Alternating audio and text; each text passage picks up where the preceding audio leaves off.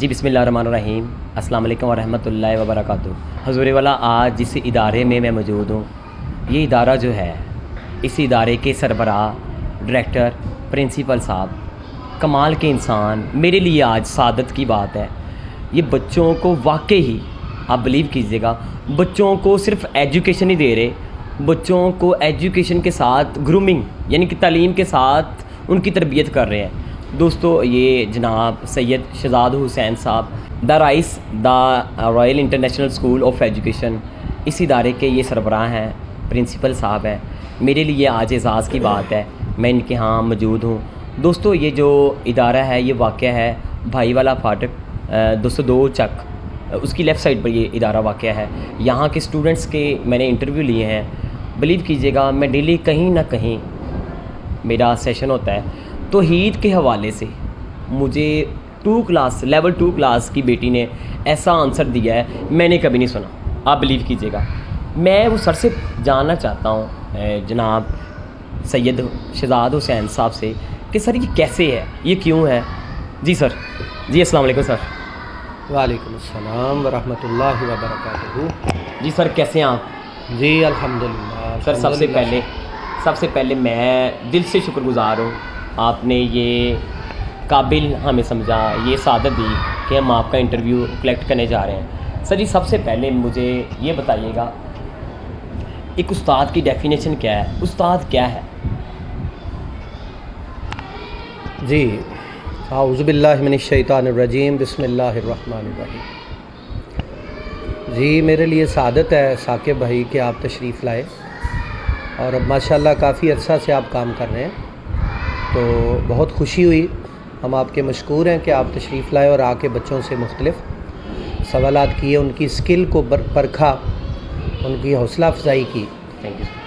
تو جہاں تک آپ نے یہ جو سوال کیا ہے اس کا تعلق ہے، تو یہ ایک بہت بڑا ٹاپک ہے جس کو مختصر الفاظ میں بیان کرنا میرے جیسا ناچیز جو ہے اس کے لیے بھی مشکل ہے۔ علم والے لوگ تو اس کی کئی دن تشریح کر سکتے ہیں۔ تو استاد کی حیثیت اس کائنات میں، جیسا کہ حضور کا فرمان ہے صلی اللہ علیہ وآلہ وسلم، انا بعثت معلما لمکارم الاخلاق، کہ مجھے اخلاق کی تکمیل کے لیے معلم بنا کر بھیجا گیا ہے۔ تو یہ وہی معلم ہے، استاد ہے جس کا آپ نے سوال کیا کہ ایک استاد کا کیا کام ہے۔ میں سمجھتا ہوں کہ اس کائنات میں ایک شخص کے، ایک انسان کے 2 والدین جو فرمان ہے اس کی بہت خوبصورت حکمت ہے۔ ایک والدین وہ ہیں جو دنیا میں لے کے آتے ہیں، سبب بنتے ہیں ایک انسان کی پیدائش کا۔ تو پیدا ہو جانا کافی نہیں ہے، یہ شرف نہیں ہے، چونکہ یہ آپ اپنے اختیار اور ارادہ سے دنیا میں نہیں آتے۔ حضرت علی کرم اللہ وجہ، مولا علی علیہ السلام، یہ آپ کا لقب ہے مولا، تو وہ فرماتے ہیں کہ انسان نہ تو اس دنیا میں اپنی مرضی سے آتا ہے اور نہ ہی اس دنیا سے اپنی مرضی سے جاتا ہے۔ بس یہ جو درمیان کا وقت ہے، یہ اگر اللہ کی اطاعت میں اور حقوق اللہ اور حقوق العباد کو مد نظر رکھتے ہوئے زندگی گزار دے تو یہی اس کا امتحان ہے۔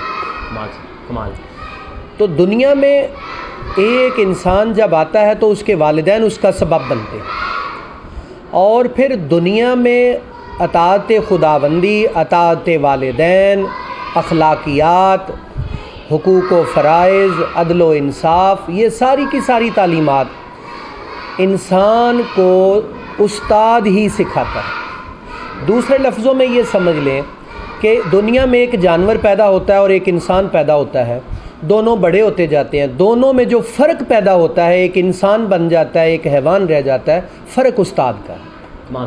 استاد جہاں حیوانوں کو بھی انسان بنا دیتے ہیں، اور یہی استاد کا سب سے اولین فرض ہے۔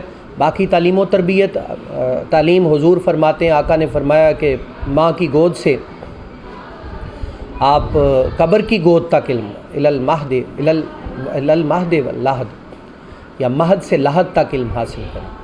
مطلب یہ سیکھنے کا پروسیس ختم نہیں ہوتا، یہ چلتا رہتا ہے جب تک انسان زندہ ہے، وہ اپ ڈیٹ ہوتا رہتا ہے۔ کھڑا تو پانی بھی اسمیل دینے لگتا ہے۔ آگے بڑھنے کا نام، علم حاصل کرتے جانے کا نام زندگی ہے، اور یہ آپ کے استادوں کی بدولت ہی ہوتا ہے۔ اگر استاد کی ضرورت نہ ہوتی، استاد کی اہمیت نہ ہوتی تو اللہ کتاب اتارتا، استاد نہ اتارتا۔ جزاک اللہ۔ جی سر، بہت شکریہ، آپ نے استاد کی جو ڈیفینیشن کر دی ہے، کمال۔ یعنی سر آپ نے یہ بتا دیا ہے جو علم کی پیاس ہے، وہ پیاس کو اس میں اضافہ کرنے والا، وہ پیاس میں اضافہ بڑھانے والا وہ استاد ہے۔ میں استاد کو سلوٹ کرتا ہوں جو یہ کام کر رہے ہیں۔